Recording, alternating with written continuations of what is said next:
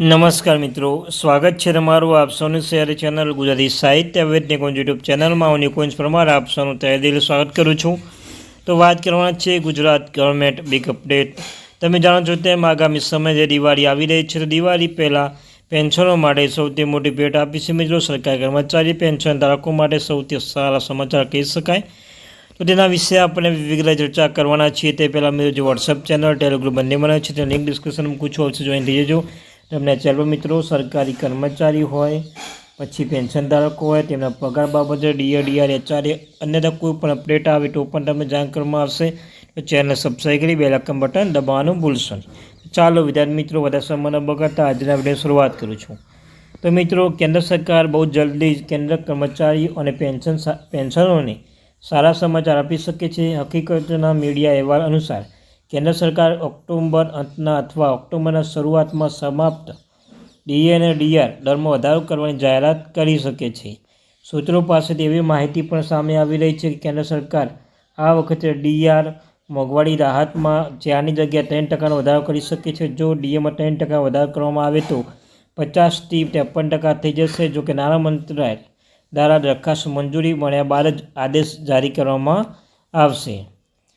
September કે October DA વધી શકે। તમે જાણો છો કે મિત્રો સપ્ટેમ્બર તો પૂરું થઈ ગયું, પણ ઓક્ટોબર મિત્રો કેન્દ્ર સરકાર એસીપીઆઈડબ્લ્યુ ઇન્ડેક્સ અર્ધવાર્ષિક ડેટા આધારે કેન્દ્રીય કર્મચારીના અને પેન્શનોના ડીએ મોંઘવારી ભથ્થું ડીઆર મોંઘવારી રાહતના દરો દર વર્ષે 2 વાર સુધારે છે। આ વૃદ્ધિ જાન્યુઆરી અને જુલાઈ મહિનાથી શરૂ થાય છે।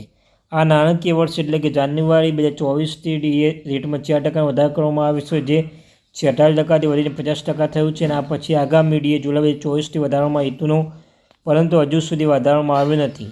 કેન્દ્રીય કર્મચારીઓ અને પેન્શનો સતત આની માગણી કરી રહ્યા છે અને ડીઆર વધારવાની આતુરતાથી રાહ જોઈ રહ્યા છે।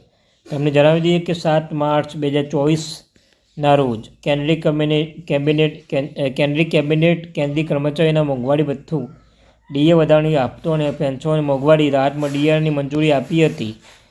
એક અનુમાન એ છે કે દશેરા પહેલાં કેન્દ્ર સરકાર ડીએના આઈડીએસ વધારવાની જાહેરાત કરી શકે છે। તમને જણાવી દઈએ કે હાલમાં કર્મચારીઓ અને પેન્શનને 50% ડીઆર મળી રહ્યો છે। અને જૂન 2024ની ડેટા વાત કરી જોઈએ એસપીએ ઇન્ડેક્સ ડેટા 141.5 હતો અને ડીએ સ્કોર 53.36 હતો। આવી સ્થિતિમાં અનુમાન લગાવવામાં આવી રહ્યું છે કે સપ્ટેમ્બરના અંતમાં એટલે કેન્દ્ર સરકારના રેટમાં વધારો કરશે। 7મા પગાર પંચ 78% ડીઆર વધારી શકે છે। તાજેતરમાં અપડેટ મુજબ સરકાર કેબિનેટ એજન્ડા ડીએ વધારવાનો એજન્ડા સામેલ કર્યો છે। તેથી અનુમાન કરવામાં આવી રહ્યું છે કે સપ્ટેમ્બરના છેલ્લા અઠવાડિયા અથવા ઓક્ટોબર શરૂઆતમાં કેન્દ્રીય મોદી સરકાર ડીઆરની આ વધારવાની જાહેરાત કરશે અને જો આમ થશે તો ડીએ 50થી વધીને 53% થઈ જશે। તો મિત્રો આવી નવી ઇન્ફોર્મેશન માટે ચેનલને સબસ્ક્રાઈબ કરી બેલ આઇકન બટન દબાવવાનું ભૂલશો નહીં।